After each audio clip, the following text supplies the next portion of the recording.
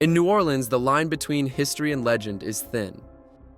Behind the iron balconies of the French Quarter, and within the shadowed crypts of its cemeteries, stories persist of aristocrats who never seem to age, of mysterious chests sealed away in convents, and of killers whose crimes blurred the boundary between man and monster. These are the vampire legends of New Orleans. In the early 1700s, when New Orleans was still a struggling French colony, ships began to arrive from across the Atlantic. On board were young women, carefully chosen to become brides for the settlers. Each of them carried a small wooden chest. They were narrow, elongated, unlike the trunks used by most travelers. To those watching from the docks, they looked disturbingly like coffins. The women who stepped onto the shore appeared fragile after the long voyage. Their skin was pale, their figures thin, and their silence unsettled those who met them. Some claimed their eyes seemed to follow with an unnatural intensity. The women were escorted to the Ursuline convent, a place meant to protect them until they could be married. Their strange chests were taken to the attic. Soon after, the shutters of the upper windows were nailed shut, and the doors to the attic locked. No one explained why. Over the years, those windows have remained sealed. The wood is replaced when it rots, the nails hammered in again, century after century. And yet, stories linger. Passers-by have claimed to see shadows moving behind the boarded windows. Others swear they have seen pale figures walking the convent grounds at night, long after the nuns had gone to sleep. The attic has never been opened to the public. Whatever was locked away when the first Casket Girls arrived remains hidden behind those boards, still waiting. In 1902, a wealthy Frenchman appeared suddenly in New Orleans society. His name was Jacques St. Germain. No one knew where he came from, but he was instantly welcomed into the city's elite. He spoke fluent French, German, Italian, and Latin, and seemed to possess an unusual knowledge of history, art, and philosophy. At his dinner parties, guests described him as endlessly charming, but curiously detached, as if he were only pretending to belong among them. The evenings at his home became the talk of the French Quarter. The food was exquisite, the wine flowed endlessly. Yet Jacques himself never touched a single bite. He only lifted a tall glass filled with a dark red liquid. One night in 1904, a young woman fled from his residence in terror. She claimed that Saint Germain had tried to bite her, and that she barely escaped by leaping from his balcony. When the police arrived, Jacques was gone. He had vanished without a trace. Inside his elegant home, investigators found tables set for a feast that had never been eaten, and dozens of bottles filled not only with wine, but with something far thicker, darker. The man calling himself Jacques St. Germain was never seen in New Orleans again.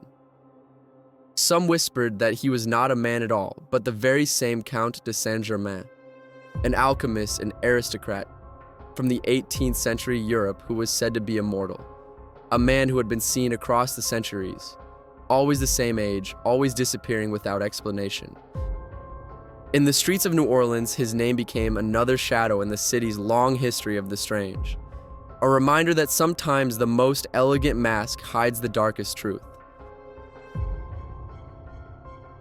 In the 1930s, during the depths of the Great Depression, New Orleans was a city on edge. Poverty, crime, and desperation hung heavy in the streets of the French Quarter. For many, survival meant long hours of back-breaking labor, or days spent searching for food that might never come. Among the countless men who worked the docks were two brothers, John and Wayne Carter. To their neighbors, they seemed ordinary, hardworking, quiet, unremarkable. They lived together in a modest apartment and kept mostly to themselves. There was little to suggest anything unusual about them at all. But in 1932, a disturbing scene shattered that illusion. Late one night, a young woman stumbled into the street near their home. She was weak, pale, her wrists cut and bleeding. Barely able to speak, she told bystanders that she had been held captive by the Carter brothers, tied up inside their apartment, and drained of her blood night after night. The authorities moved quickly. The brothers were taken into custody, and soon after, other victims began to emerge. Men and women who had vanished in the quarter were found connected to John and Wayne Carter. Survivors who told the same story of being restrained, of their veins open, of blood taken slowly, deliberately, over days. The case shocked the city. Neighbors who had once described the brothers as nothing more than quiet dock workers now whispered about what might have driven them to such acts. Some believed they were sadistic criminals, products of desperation in a cruel time. Others wondered if something darker had lived behind their eyes. John and Wayne Carter were tried, convicted, and sentenced to death. In 1932, they were executed at Angola prison. Their story should have ended there. But when relatives later visited the family tomb, they found the coffins empty. No bodies, no explanation. Since then, reports have surfaced of two tall men, pale and silent, seen watching from the alleys of the French Quarter late at night. Whether the Carter brothers died in the electric chair or whether something else walked out of those prison gates remains a question no one has been able to answer. New Orleans is not only haunted by stories from the past. In the city today, the vampire walks in plain sight.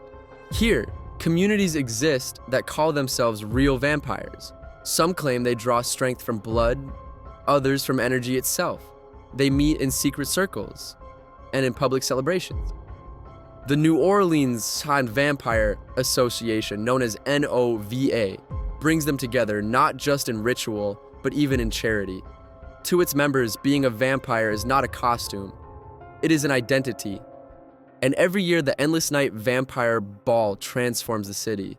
Hundreds arrive in black and crimson, moving through candlelit halls where music and ceremony make the modern world disappear.